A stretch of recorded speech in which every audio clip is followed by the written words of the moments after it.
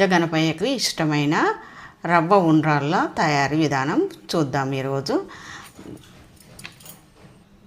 బియ్యపు రవ్వతోని ఉండ్రాళ్ళు చేసుకుందాము. బియ్యపు రవ్వ ఈ విధంగా ఉండాలి. 1 కప్పు బియ్యపు రవ్వ తీసుకోవాలి. 2 టీ స్పూన్ల పెసరపప్పును ముందుగానే నానబెట్టి పెట్టుకోవాలి. కొంచెం జీలకర్ర, కొంచెం అంతా నెయ్యి, మనం ఆవిరి పట్టించేటప్పుడు ప్లేట్కు రాసుకోవడానికి కొంచెం ఆయిల్.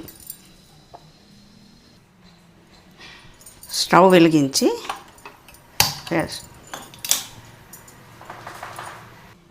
ఒక మందపాటి గిన్నె పెట్టుకుందాము.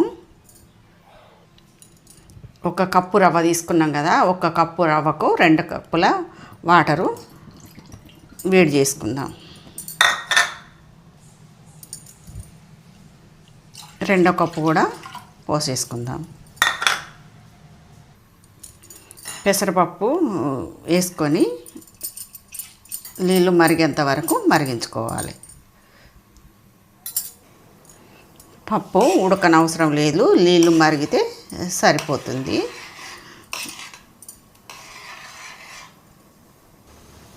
ఇప్పుడు వాటర్ మరుగుతున్నాయి. జీలకర్ర వేసుకుందాము. జీలకర్ర ముందుగానే వేసుకుంటే కలర్ వస్తుంది, అందుకే ఇప్పుడు రవ్వ పోసే ముందు వేసుకోవాలి. ఇప్పుడు రవ్వ వేసేసుకుందాము.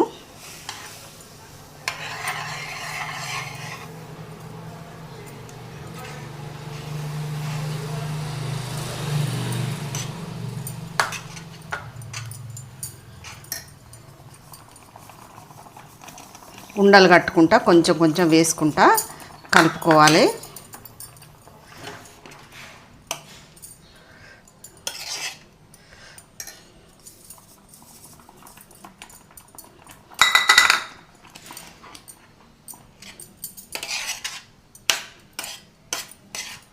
దగ్గరికి అయ్యేంత వరకు కలుపుకోవాలి, అడుగంటకుండా ఉడికించుకోవాలి. కొంచెము నెయ్యి వేసుకుందాము. ముందుగానే వేసేది ఉండే కానీ మర్చిపోయినా. నెయ్యి వేసుకుందాం. నెయ్యి వేసుకొని దగ్గరికి అయ్యేంత వరకు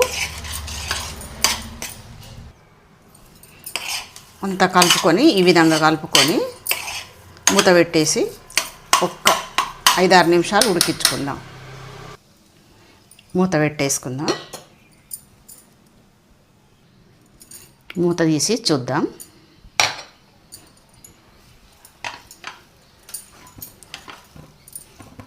ఉడికిపోయింది బాగా. ఈ విధంగా అయితే సరిపోతుంది.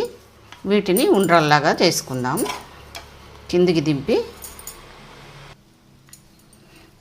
చల్లారిన తర్వాత ఉండ్రాలుగా చుట్టుకుందాం, చేసుకుందాం ఉండ్రాలుగా. ఇప్పుడు పక్కకు పెట్టేసుకుందాం. చల్లారిద్దాం. పక్కకు పెట్టేసుకుని మనము ఉడికించిన రవ్వ అంతా చల్లగా అయిపోయింది. ఇప్పుడు దీన్ని కొంచెం చేయికి ఆయిల్ రాసుకొని ఉండ్రాల్లాగా చేసుకుందాం.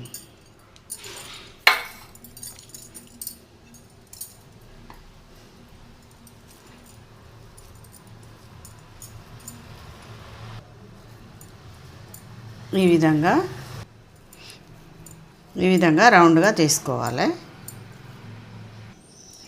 వినాయకుడికి పెట్టే ప్రసాదాలన్నీ దాదాపు అన్నీ నూనె తక్కువగా డీప్ ఫ్రై లేకుండానే చేసుకుంటాము. ఆరోగ్యానికి కూడా ఈ వంటకాలు చాలా మంచిది. ఒకసారి ఇలా ఉడికి రెండవసారి కూడా మళ్ళీ ఆవిరి మీద ఈ ఉండ్రాలను ఉడికించుకుంటాం. ఆవిరి మీద చేసే ఏ వంటకమైనా ఆరోగ్యమని మీ అందరికీ తెలుసు కదా. ఈ విధంగానే అన్నీ చేసేసుకుందాం. ఈ విధంగా మొత్తము అన్నీ చేసుకొని పక్కన పెట్టేసుకోవాలి. ఈ విధంగా మొత్తం చేసుకున్న తర్వాత 1 కప్పు రవ్వకు ఇన్ని రెడీ అయినాయి. ఇప్పుడు ఈ ఉండ్రాలను పక్కన పెట్టేసుకొని ఆవిరి కోసం వాటర్ పెట్టేసుకుందాం. కుడుములు ఆవిరి మీద ఉడికించుకోవడానికి స్టీమర్ లేకుండా ఇలాంటి గిన్నె ఉంటే ఈ గిన్నెను స్టవ్ పైన పెట్టేసుకొని ఆవిరి కోసం వాటర్ పోసేసుకుందాం.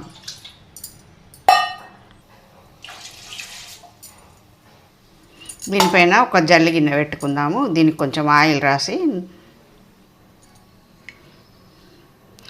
రాసేసుకుందాం. దీనికి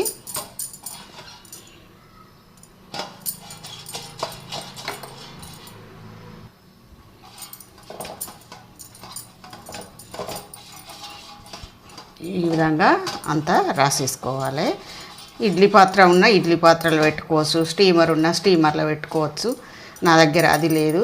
ఈ గిన్నెకు ఈ జల్లి గిన్నె వేసి ఇందులో ఆవిరి పెట్టచ్చు. ఇప్పుడు ఈ ఉండ్రాళ్ళను ఇందులో ఒకదాని తర్వాత ఒకటి అన్నీ పెట్టేసుకుందాం.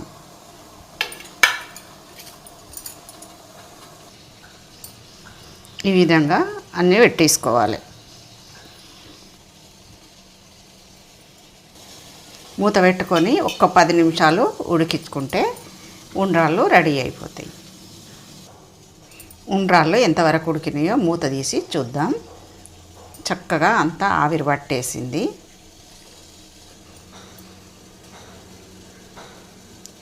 ఉడికిపోయినాయి చక్కగా.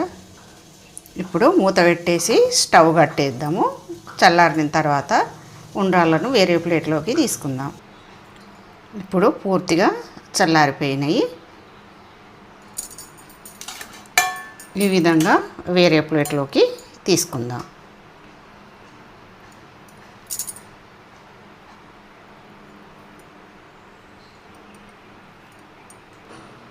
కొత్త బియ్యపు రవ్వ అయితే చాలా బాగుంటుంది.